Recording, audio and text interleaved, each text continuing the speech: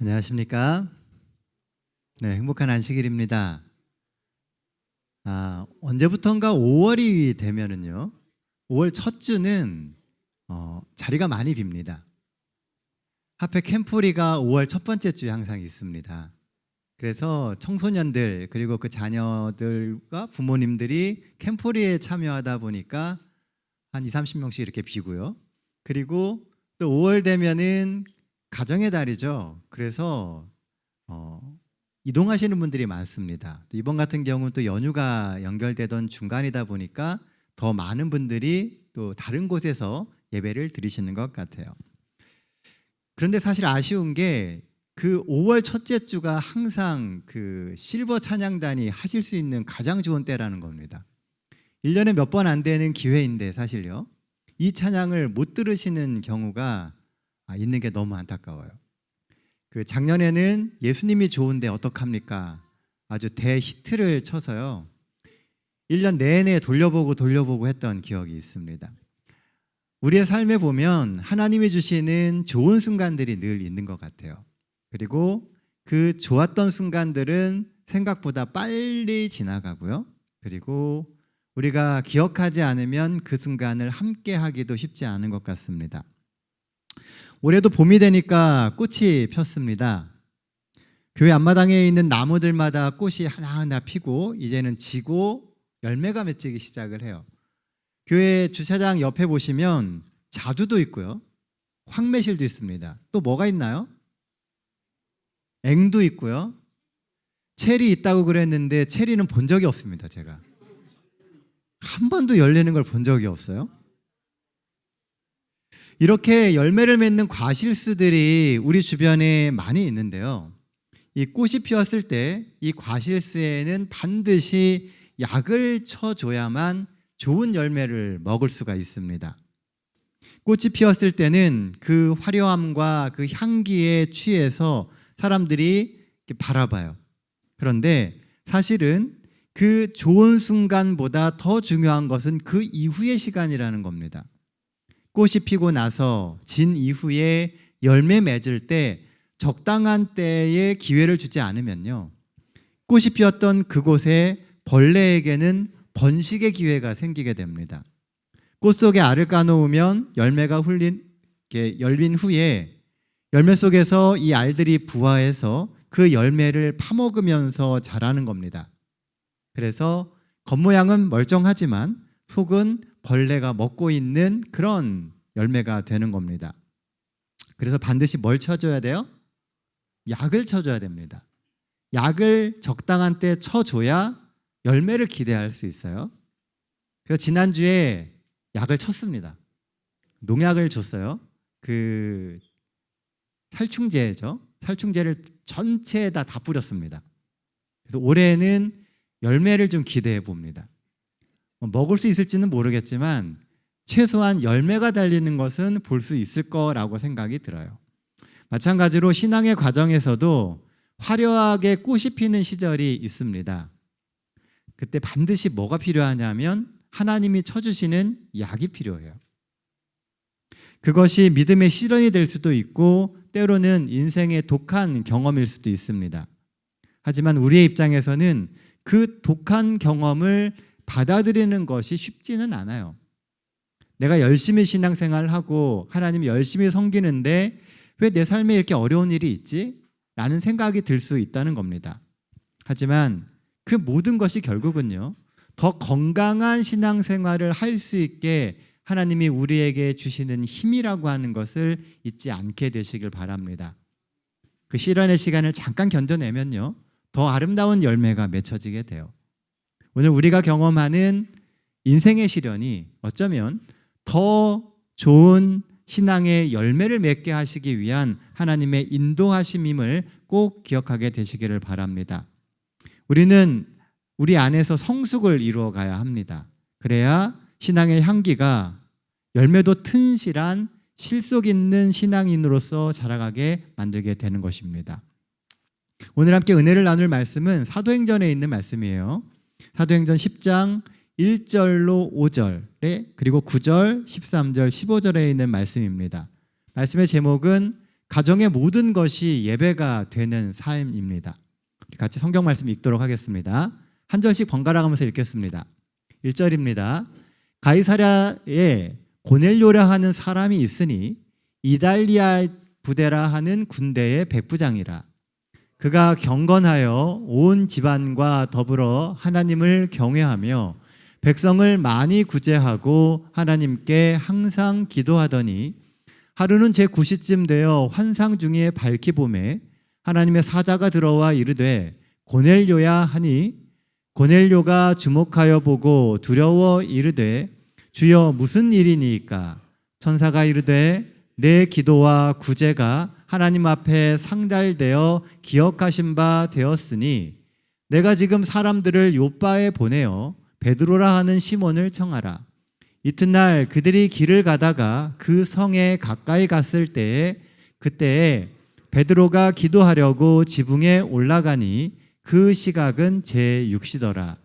그가 시장하여 먹고자 하매 사람들이 준비할 때에 황홀한 중에 하늘이 열리며 한 그릇이 내려오는 것을 보니 큰 보자기 같고 내 귀를 메어 땅에 들이웠더라.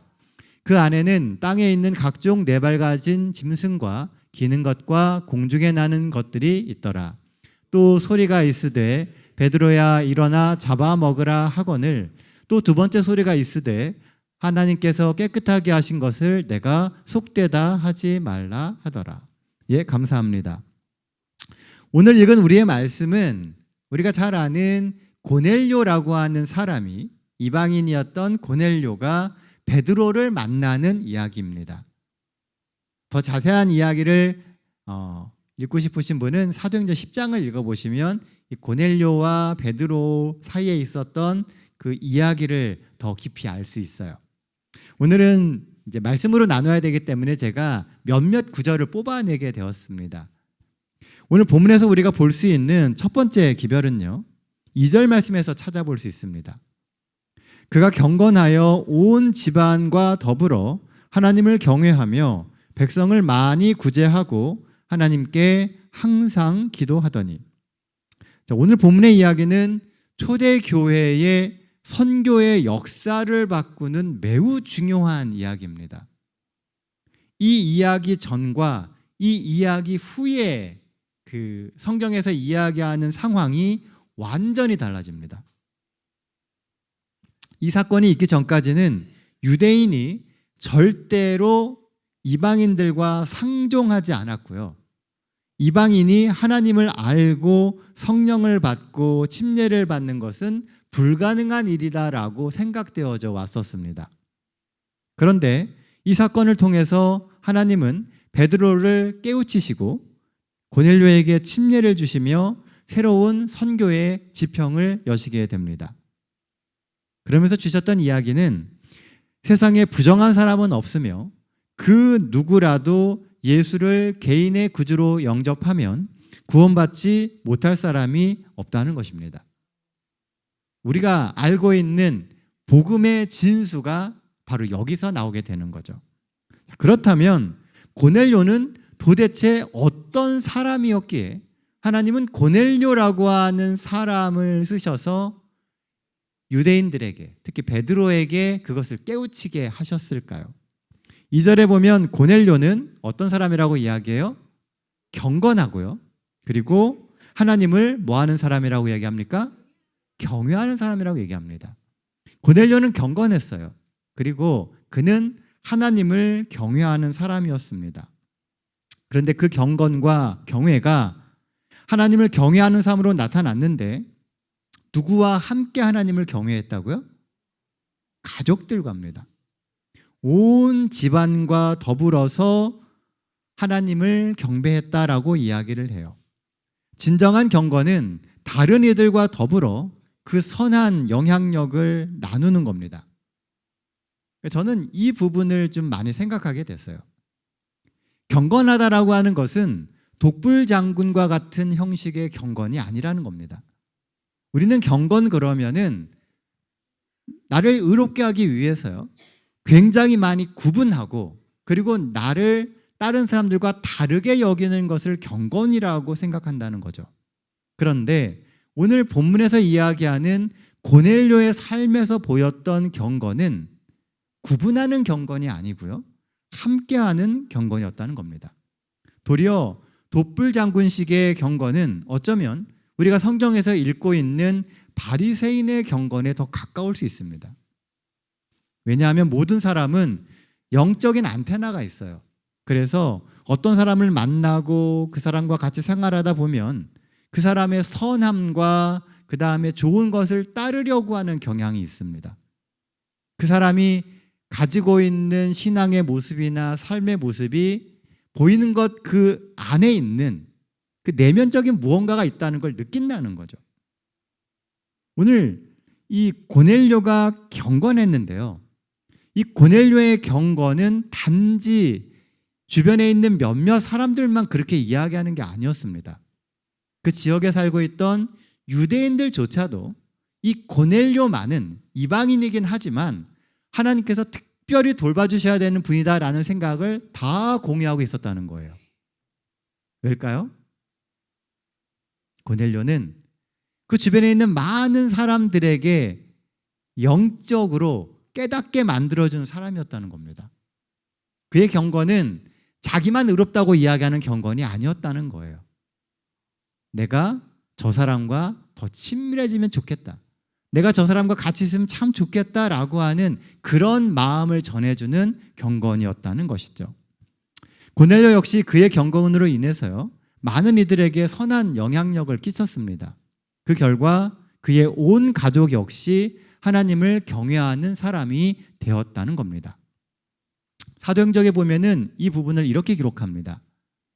하나님을 천지의 창조주로 믿는 고넬료는 하나님을 경배하고 그분의 권위를 인정하며 생애의 모든 일에 그분의 권고를 구하였다. 그는 가정생활과 공무에 있어서 하나님께 충실하였다. 그는 하나님의 도움이 없이는 감히 그의 계획을 실행하거나 책임지려고 하지 않았기 때문에 하나님께 가족 제단을 쌓았다. 고넬료는 이방인인데요, 하나님을 창조주로 믿고 있었고 하나님의 권위도 인정했으며 가정생활과 공무에 있어서 하나님께 늘 충실하려고 했다는 겁니다. 그리고 결정적으로 그는 가족 재단도 쌓는 사람이었다는 거예요. 웬만한 유대인들보다요 훨씬 더 하나님께 가깝고 친밀했던 사람이었다는 거죠. 5월은 가정의 달이라고 이야기합니다. 그래서 유난히 이번 달에는 가족과 관련된 행사들이 많으실 거예요. 부모님도 좀 찾아뵈야 되고 또 어린이날이니까 아이들하고도 시간을 좀 보내야 되죠. 또 우리 주변에 일가 친척들도 만나게 될 경우가 이 가정의 달에는 유난히 많습니다. 어린이날, 어버이날, 그리고 스승의 날에 이르기까지 그리스도인 된 우리의 영향력이 널리 나눠질 수 있는 기회의 시간들이 많을 수 있다는 겁니다. 우리는 무슨 날을 무슨 데이라고 얘기하죠, 요즘에요. 뭐 발렌타인데이, 화이트데이, 블랙데이. 블랙데이 아십니까?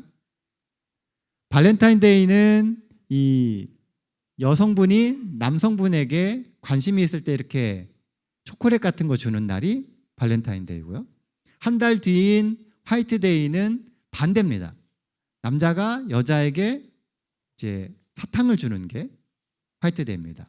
블랙데이는 이도 저도 못한 사람들, 혼자인 사람들이 외로우니까 모여서 같이 짜장면 먹는 날이 블랙데이라고 합니다.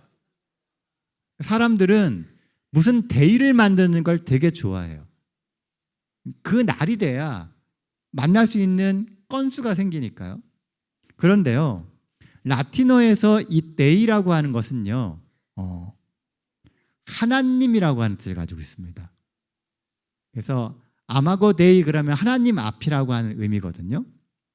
이 데이는 하나님인데 우리가 특별한 일이 생각하는 그런 데이들이요, 하나님과 함께 할 수 있는 데이가 되면 좋겠어요. 그래서 하나님 앞에서 살아가는 하루하루, 아마고 데이가 되면 좋겠습니다. 우리가 누구를 만나는 그 날이 하나님을 전할 수 있는 날이 되면 좋겠다라고 하는 생각을 해보게 됩니다. 꼭 우리가 특별한 날이 아니어도 하나님을 섬기는 우리의 영향력이 사랑하는 우리의 가족들과 그리고 이웃들, 그리고 우리가 만나는 모든 이들에게 하나님의 선한 능력으로 작용될 수 있게 되기를 간절히 바랍니다. 어쩌면 오늘 본문의 주인공인 이 고넬료는 그리스도인이 지향해야 하는 그리스도인의 삶의 좋은 표본이 아닐까 생각해 보게 됩니다. 비록 우리의 가문의 배경이 고넬료처럼 그리스도인의 가문이 아닐 수 있어요. 그리고 더 나아가서 불교적 배경일 수도 있고 아주 엄격한 유교적 배경일 수도 있습니다. 그러나 중요한 것은 나로부터 그 흐름이 바뀌어질 수 있고요. 그리고 가문의 배경을 우리가 바꿔갈 수 있다는 겁니다. 우리의 선한 믿음의 영향력으로 나의 가정을 끊임없이 이어지는 믿음의 가정으로 바꾸는 그런 역사가 오늘 우리로부터 시작되게 되기를 간절히 바랍니다. 우리가 본문에서 다뤘던 첫 번째 주제가 고넬료 편의 이야기라면 두 번째 다룰 주제는요, 베드로 편에서 보는 이야기입니다.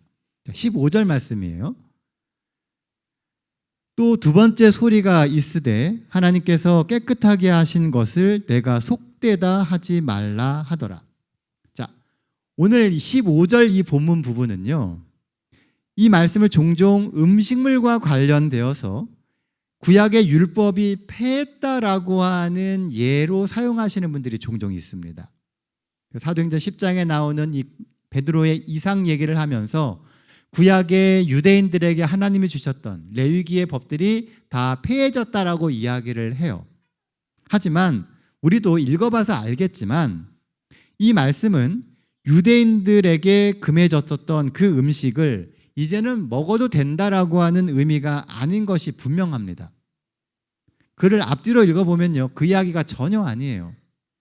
구약 시대에는 부정했던 음식이 신약 시대에 와서는 깨끗하게 되었다는 말씀이 성경 어디에도 없을 뿐만이 아니라 상식에도 맞지 않기 때문에 그렇습니다. 마찬가지로 구약 성경 어디에도 유대인만 깨끗해서 구원받을 수 있고 이방인은 부정해서 구원받을 수 없다는 사상이 존재하지 않음에도 불구하고 유대인들은 하나님의 공의를 오해하여 이방인들을 부정하게 하고 그리고 그들은 구원받을 수 없다고 생각하고 있었다는 거죠. 유대인들의 삶에는 그들이 깨닫지 못하는 편견과 모순들이 있었다는 겁니다.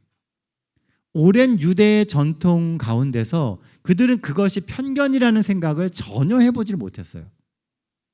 왜냐하면 다 그렇게 생각하고 있으니까요. 바로 이런 편견을 깨야 한다라고 하는 것이 오늘 본문의 핵심적인 이야기라는 겁니다. 그러므로 베드로를 비롯한 예루살렘 교회의 지도자들이 그들이 갖고 있었던 이런 편견을 가지고 있는 한 교회의 발전과 성장은 요원할 수밖에 없다는 거예요. 한계가 있습니다. 그래서 베드로 일행을 고넬료 집에 보내어서 하나님께서 접촉점을 만들어 주신 것이고 이방인들에게도 성령이 임할 수 있다라고 하는 것을 친히 목격하게 하고 그들에게 친히 침례를 베풀게 하셨던 것입니다.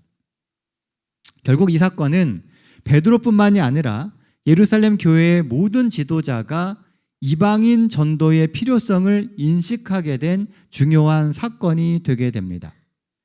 그래서 이것이 아까 말씀드린 대로 교회사에서의 일대적인 전환을 이루는 전환점이 되는 사건이 되었다는 겁니다. 이로써 세계 선교를 위한 예루살렘 교회의 마음 또한 준비되게 만들었습니다. 혹 우리에게도 잘못된 편견이나 선입견이 있지는 않습니까? 우리가 이 교회에서 오랫동안 가지고 왔었던 전통들, 해왔던 것들 중에 편견이 있지 않냐는 거예요. 성경 어디에도 기록되어 있지 않은데 우리가 옛날부터 그렇게 해왔던 것이기 때문에 당연히 바꿀 수 없는 거라고 생각하고 있는 것이 있지 않냐는 겁니다. 어쩌면 우리의 가정에도요, 우리가 넘어서야 할 선입견과 편견이 있을 수 있습니다. 가정에서 대대로 지켜 내려왔던 그 가문의 전통 때문에 그리스도인으로서 더 진보된 믿음 생활에 도전하지 못하고 있지는 않습니까? 우리 집에서는 매번 그렇게 해왔어 라고 하는 그 생각 때문에 우리가 더 나은 믿음의 도전을 할 수 있음에도 불구하고 멈춰선 적은 없으시냐는 거예요. 혹 그것이 부모님의 가르침이거나 또는 조상님들의 전통을 깨는 것이라고 생각하고 있지는 않습니까? 그런데요, 결코 아닙니다. 세상의 변화를 막는 것은 대부분 물리적인 장벽이 아니라 생각의 장벽이에요. 그러니까 누가 막아가지고선 변화를 못하는 경우는 거의 없다는 겁니다. 다 생각이 그렇다고 생각하고 있기 때문에 우리가 그렇게 생각하다 보니까 개혁을 하지 못하는 경우가 많다는 거예요. 하나님이 정말 세상에 유일하신 신이시고 우리의 구원자시라면 우리는 이 하나님을 이 땅에 있는 모든 사람들에게 전해야 되는 것이 당연한 거 아닙니까? 우리가 하나님의 제자가 되었다면 우리 역시 더 많은 이들을 포용하고 믿음의 길로 인도하는 것이 우리가 살아가야 할 당연한 옳은 삶일 겁니다. 예수님의 제자로 3년 반의 가르침을 받은 베드로나 당시의 12 제자들, 그리고 더 나아가서 예루살렘에 있는 수많은 유대인들이 그때까지 넘지 못하고 있었던 장벽이 바로 이방인들은 구원받을 수 없다라고 하는 선입견이었다는 거예요. 제 생각에 이것은 유대인들이 가지고 있었던 심리적인 마지노선 같습니다. 유대인이기에 우리는 구원을 받을 거야. 이것을 강조하다 보니까 유대인이 아닌 사람들이 구원받는 것을 인정할 수가 없는 거예요. 심리적인 마지노선이었다는 거죠. 자신들은 뭔가 구별되었고 특별하다는 그 생각이 생각의 장벽을 만들었다는 겁니다. 저는 이 부분이 우리 재림교회와 비슷하다는 생각을 하게 되었습니다. 제가 재림교회에서 나와서 자라서 계속 신앙을 해오다 보니까요, 밖에서 재림교회를 보고 있는 시각이 어떠한지를 한때 몰랐었습니다.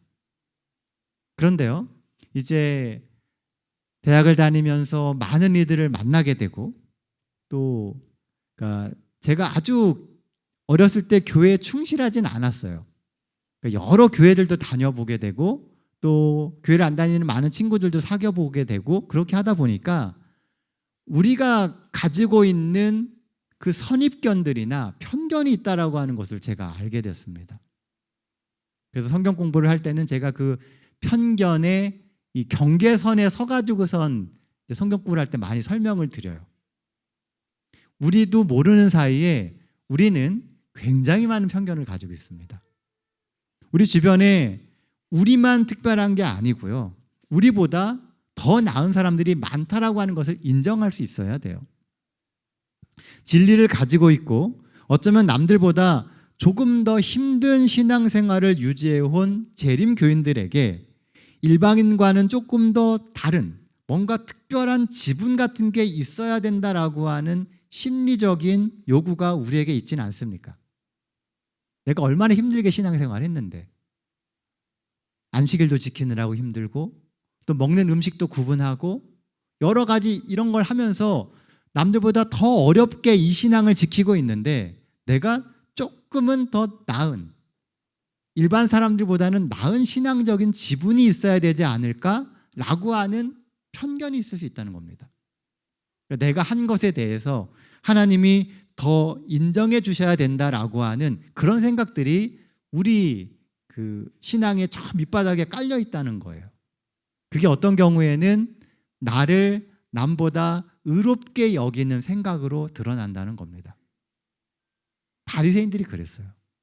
바리새인들의 신앙의 그 밑바닥을 들여다보면 내가 더 철저하게 더 열심히 하고 있기 때문에 나는 다른 사람들보다 더 의롭다라고 하는 생각을 갖고 있었다는 거예요. 그 생각은 문제가 없습니다. 근데 문제는 그것이 표현될 때인 거예요. 내가 의롭기 때문에 저 사람은 의롭지 않다고 여기는 그 생각이 많은 사람들을 하나님을 바라보지 못하게 만들었다는 거죠. 어쩌면 오늘 우리가 가지고 있는 그 신앙의 밑바닥에 가지고 있는 그런 생각들, 선입견들 때문에 어쩌면 우리가 다른 사람들이 하나님께 다가오는 것을 막고 있을 수도 있다는 겁니다. 그래서 우리는 그 생각의 장벽을 허물어야 합니다. 그래야 하나님이 마지막 때에 준비해 놓으신 영혼들을 구원할 수 있어요. 이것은 우선 가장 가까운 우리 가족에게도 적용이 됩니다. 제가 이제 목회 생활을 쭉 해오면서 제일 어려운 게 뭐냐면요, 가족들에게 본을 보이고 전도하는 겁니다. 지금도 안 됩니다. 제가 이렇게 앞에 서서 목사라고 이렇게 얘기하고 있지만 집에서도 이렇게 목사처럼 살지를 못해요. 여러분들도 비슷하시지 않습니까? 우리가 교회 와서 앉아있을 때는 넥타이도 매고 옷도 이쁘게 입고 와서 그럴듯하게 신앙인으로 보이잖아요. 근데 집에서 있을 때 내 가족들에게 내가 얼마나 신앙인일 수 있냐는 거예요.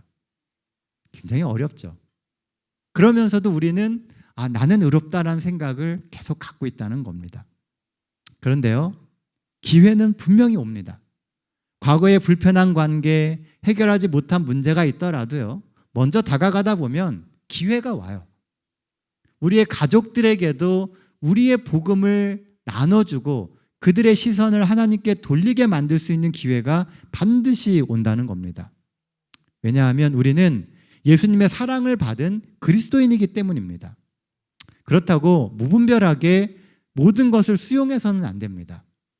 관계를 개선하고 문제를 수용하되 뚜렷한 원칙을 가지고 포용해야 된다는 거예요. 이 시오노 나나미라고 하는 사람이 쓴 책 중에 로마인 이야기라고 하는 아주 유명한 책이 있습니다. 거기 보면 기독교인에 대해서 이렇게 평을 하고 있어요. 고대는 다신교 세계였다. 다신교 세계에서는 남이 믿는 신도 자기가 믿는 신과 똑같이 인정하는 사고방식이 지배적이었다. 그 결과 공생하는 신의 수도 늘어나 로마에는 신이 무려 30만이나 되어버렸지만 신들의 공존을 인정하는 것이 곧 신앙이라는 사고방식에 따르면 공존을 인정하지 않는 신앙은 신앙이 아니다. 그래서 그리스도인들이 무신앙자라는 비난을 받은 것이다 라고 기록을 하고 있습니다. 수많은 신들이 있는데 그 신들이 있다는 것을 인정하지 않았기 때문에 기독교인들은 무신앙자다라고 표현을 했다는 거예요. 로마인들은 기독교인들을 아테오라고 부르면서 비난을 했습니다. 그리스에서 유래한 이 말은 현대에는 무신론자로 번역을 해요. 하지만 로마 시대에는 무신앙자라고 하는 의미가 더 강했습니다. 무신론자가 아니고 신앙이 없는 사람이라는 거죠. 하나의 신만 믿는 사람은 신앙이 없는 사람이다라고 표현했다는 거예요. 오직 하나님만 믿는 그리스도인들은 제대로 신앙생활을 하는 거라고 인정받지 못했다는 겁니다. 오늘날도 비슷해요. 오직 예수님만이 구원의 길이라며 구원에 있어서 일체 타협을 하지 않는 그리스도인들을 배타적이라니 독선적이라고 비난하는 사람들이 많습니다. 왜냐하면 세상이 볼 때는 하나님만 믿어야 된다라고 이야기하는 게 굉장히 배타적이고 독선적인 것처럼 보일 수 있어요. 성경은 사단이 자신을 광명한 천사로 위장했다라고 하였습니다. 성경에 보면 이렇게 기록해요. 이것은 이상한 일이 아니니라. 사단도 자기를 광명의 천사로 가장하나니. 사단은 전혀 사단같이 보이지 않고 한술 더 떠서 빛의 천사처럼 보였다는 겁니다. 세상이 떠돌고 있는 수많은 사상과 생각들이 아름다워 보일 수 있어요. 하지만 가장 치명적인 독이 스며들어 있는 사단의 사상이 있다는 겁니다. 그게 바로 뭐냐 하면 종교 다원주의예요. 어느 종교든 진실하게만 믿으면 된다는 이 잘못된 생각은 가장 악한 사단의 사상입니다. 왜냐하면 그 안에는 하나님이 없어지기 때문에요. 하나님 외에 그 누구를 믿어도 상관없기 때문에 사실은 하나님을 믿지 않게 되는 거라는 겁니다. 로마 시대의 기독교인들이 하나님만 믿는다라고 주장할 수밖에 없었던 것은 다른 신을 인정하는 순간 하나님이 사라져버리기 때문에 그래요. 종교적 포용성을 전면에 내세우며 진리의 요점을 흐리게 만드는 것이 종교다원주의입니다. 하나님이 우리에게 가라고 하시는 길은 영혼을 사랑하고 아끼는 것이지 진리를 포기하며 타협하라는 게 아니에요. 진리는 가지고 있으되 사랑으로 포용하라는 겁니다. 끝까지 사랑하며 붙들어주되 가야 할 진리의 길을 분명하게 지켜주는 삶이 그리스도인이 가야 할 길입니다.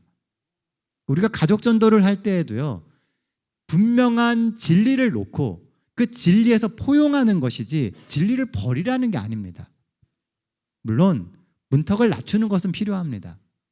하지만 진리의 그 원칙을 버리는 것은 굉장히 위험해지게 되는 겁니다. 오늘 본문의 베드로 역시 단순하게 하나님께서 가라고 하셨기 때문에 이방인인 고넬료를 수용한 게 아니에요. 고넬료가 성령의 임재 속에서 올바른 그리스도인의 삶을 살아갔기 때문에 고넬료를 수용한 겁니다. 바울 역시 수많은 소아시아 교회를 다니면서 무조건 교회들을 세운 게 아니에요. 사람들을 무조건 수용하지 않았습니다. 그들을 수용하고 받아들이는 데에는 분명한 원칙이 있었다는 겁니다. 먼저 그리스도의 복음을 전하고 끝까지 사랑하며 그들이 복음의 영역으로 들어올 수 있도록 기다려 주었어요. 타협이 아니라 문턱을 낮추고 초청하며 끝까지 사랑으로 보듬어 준 겁니다. 가족전도요? 진짜 어렵습니다. 언제 우리의 복음이 가족들의 마음 문을 열고 들어갈지 우리는 모릅니다. 그러나 안 될 거라고 하는 편견도 버리시고 지속적으로 기도하며 사랑으로 기다리면 언젠가 열립니다. 그리고 그 마음에 진정한 하나님의 사랑이 심겨지는 날들이 오게 될 겁니다. 제가 얼마 전에 이런 글을 읽었어요. 내일이란 보이지 않는 미래, 그러나 그분 안에 있는 현실이라고 하는 글이었어요. 미래는 늘 우리를 불안하게 만듭니다. 하지만 우리의 미래는 하나님의 안에 있는 시간이에요. 그러니 하나님이 내 삶의 길을 인도하시고 가장 감동적인 결말로 마무리해 주실 겁니다. 우리가 하나님 안에서 끊임없이 하나님 안에서 우리의 자리를 지켜내고 사랑으로 주변 사람들을 포용한다면 우리가 그 오랫동안 기도하고 있는 우리의 사랑의 대상들이 하나님을 발견하고 하나님의 사랑을 경험하는 일들이 분명히 있게 될 겁니다. 예레미야 29장 11절 말씀입니다. 여호와의 말씀이라 너희를 향한 나의 생각을 내가 아나니 평안이요 재앙이 아니니라. 너희에게 미래와 희망을 주는 것이니라. 하나님은 우리에게 미래를 주시길 원하고 희망을 주시기를 원하세요. 우리가 어려움을 겪고 잃어버림 바 되고 재앙을 받는 것이 하나님의 뜻이 아니라는 겁니다. 세상은 계속 우리에게 그런 시각을 줘요. 우리를 불편하게 만들고 신앙이라고 하는 것이 우리가 신앙을 할 때 손해본다라고 생각하게 만듭니다. 그러나 하나님의 뜻은 그게 아니에요. 하나님은 우리가 가장 잘 되는 길, 가장 좋은 길로 지금도 인도하고 계십니다. 다가오는 한 주, 어쩌면 우리는 오랜만에 많은 가족들을 만나게 될지 모릅니다. 그들에게 구원의 기별을 전합시다. 그리스도인 된 우리의 삶을 통해 역사하신 하나님의 은혜를 나눠봅시다. 그러면 하나님이 오랫동안 준비하신 그 영혼이 내 사랑하는 나의 가족이 될지도 모릅니다. 이 한 주도 하나님이 주시는 은혜의 역사가 우리 모든 성도들의 삶에 함께 하게 되시기를 간절히 바랍니다. 자, 말씀 정리하겠습니다. 본문이 주는 첫 번째 기별은 가정에 신앙적인 영향력을 끼치는 사람이 되라는 겁니다. 참된 경건은 영향력이에요. 나만 독불장군이 되는 게 아니라 선한 영향력을 끼치는 것이 참된 경건입니다. 가정의 환경을 바꾸는 시작점은 바로 납니다. 내가 어떤 사람이 되느냐에 따라서 내 가정의 신앙적인 환경이 바뀌고 나의 가문의 신앙의 물줄기가 달라집니다. 하루하루 하나님과 함께하는 더 많은 날들로 우리의 삶을 채워나가면 우리가 그토록 소원하는 가족 신앙의 날이 언젠가는 올 겁니다. 이 일을 위하여 함께 기도하며 더욱 간절히 하나님을 붙드는 삶을 사시는 우리 모든 동탄 새하늘 가족들 되시기를 간절히 바랍니다. 본문에 주는 두 번째 기별은 편견을 버리고 포용하되 원칙을 가지라는 겁니다. 포용과 타협은 비슷하지만 분명히 다릅니다. 끝까지 사랑해야 합니다. 모든 것을 품어주고 계속 기다려야 합니다. 그러나 끌려가는 것이 아니라 바른 길을 향해 나아가는 거예요. 함께. 어쩌면 가족 구원은 함께 멀리 보고 꾸준히 나가는 것이 되어야 합니다. 이 행복한 가정의 달, 우리 모든 동탄 새하늘 모든 성도들의 삶에 하나님이 준비하신 놀라운 구원의 축복이 더해지기를 간절히 바랍니다. 그래서 이 한 달 우리가 하나님 안에서 더욱 가족들에게 신경 쓰고요, 더 사랑해주고 더 품어준다면 하나님이 귀히 여기시는 그 귀한 영혼들을 우리가 우리 가정에서 거둘 수 있는 정말 좋은 날들이 올 겁니다. 하나님의 축복이 여러분과 함께 하시는 한 주 되시길 간절히 바라며 말씀 마치겠습니다.